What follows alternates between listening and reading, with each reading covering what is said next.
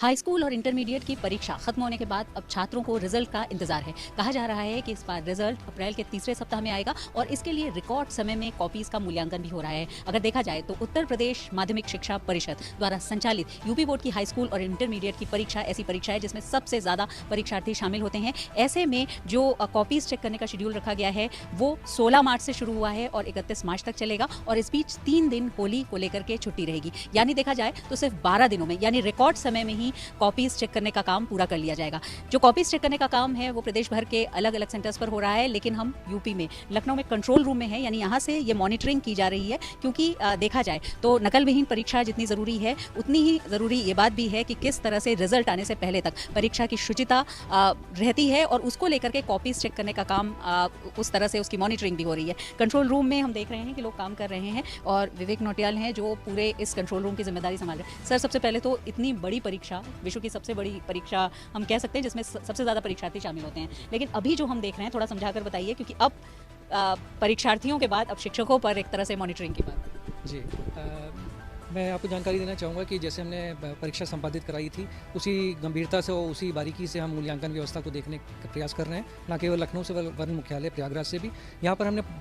15 मंडल मुख्यालय पे हमने कंप्यूटर को स्थापित किया है और जिसमें हमने 259 केंद्रों को इन 15 कंप्यूटर पे स्थापित किया है। हमने यहाँ पर 4 मंडल प्रभारी लगाए हैं और 16 हमने कंप्यूटर ऑपरेटर, इसके अलावा हमने फ़ोन पे भी कोई समस्या आती है उसकी व्यवस्था रखी है। हम चाहेंगे कि ये आप थोड़ा समझाते हुए बताएं कि कैसे ये हो रहा है, कैसे यहाँ पर जो दिख रहा है कॉपीज चेक करते हैं। ये आप देख सकती हैं, हमने जो अपने सारे कंप्यूटर ऑपरेटर के निर्देश दिए हैं, एक तो सर्वप्रथम वो गेट पे देख रहे हैं कोई अन्यथा वांछनीय तत्व तो नहीं आ रहा है। यदि आ रहा है तो तुरंत वहाँ पर हम उस मूल्यांकन केंद्र व्यवस्थापक को फ़ोन कर रहे हैं कि ये ऐसा अवांछनीय तत्व या व्यक्ति दिख रहा है जो कि परीक्षा से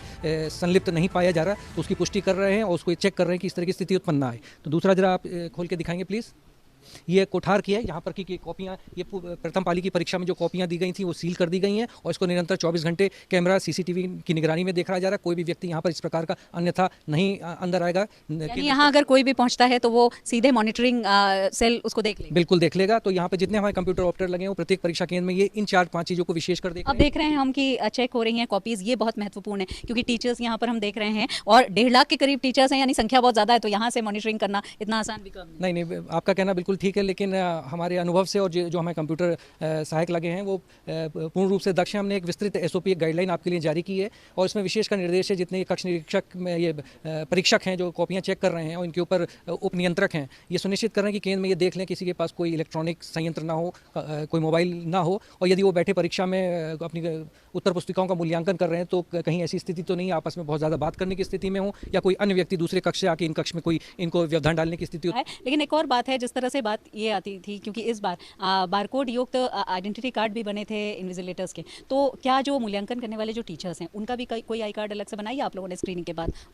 इनकी स्क्रीनिंग के बाद हमने इनके कार्यदायित्व का निर्धारण किया और इनसे अपेक्षा की कि अपने ड्यूटी पे समय पहुँचें और हमारा विशेष ध्यान इस पर भी है कि सारे हमारे कक्ष परीक्षक जो हैं वो समय से विद्यालय में पहुँचें। जो निर्धारित संख्या में उनको उत्तर पुस्तिकाएं आवंटित की गई हैं उसका प्रतिदिन मूल्यांकन करें, जिससे कि जो हमने लक्ष्य निर्धारित किया है उस लक्ष्य के अंतर्गत हम अपना सारा मूल्यांकन कार्य संपादित कर सकेंगे। सर, ये बड़ी संख्या में कॉपीज चेक होनी है, लगभग 3 करोड़। जी, 1,76,00,000 हाई स्कूल की परीक्षार्थियों की उत्तर पुस्तिका और 1,25,00,000 इंटर की, इस प्रकार 3,01,00,000 उत्तर पुस्तिकाओं का मूल्यांकन। सर, रिजल्ट के बारे में जानने में छात्रों की बहुत रुचि रहती है क्योंकि इतने कम टाइम में कॉपीज चेक हो रही हैं, तो रिजल्ट की उम्मीद की जा सकती है कि जल्दी ही आएगा। तो सचिव माध्यमिक शिक्षा परिषद ने बताया कि अप्रैल माह में इसका परीक्षा का परिणाम घोषित कर देंगे। तो जैसा परीक्षा की हमने आयोजन ससमय किया, मूल्यांकन कर रहे हैं, तो हम परीक्षा फल भी ससमय और जल्दी ही घोषित करेंगे। बिल्कुल, तो ये एक पूरी व्यवस्था है परीक्षा कराने से लेकर के कॉपीज़ के मूल्यांकन तक और रिजल्ट घोषित करने तक एक चेन चलती है और उसमें इस बात का ध्यान रखना ज़रूरी होता है कि इसकी शुचिता बरकरार रहे, किसी भी तरह का कोई व्यवधान न हो।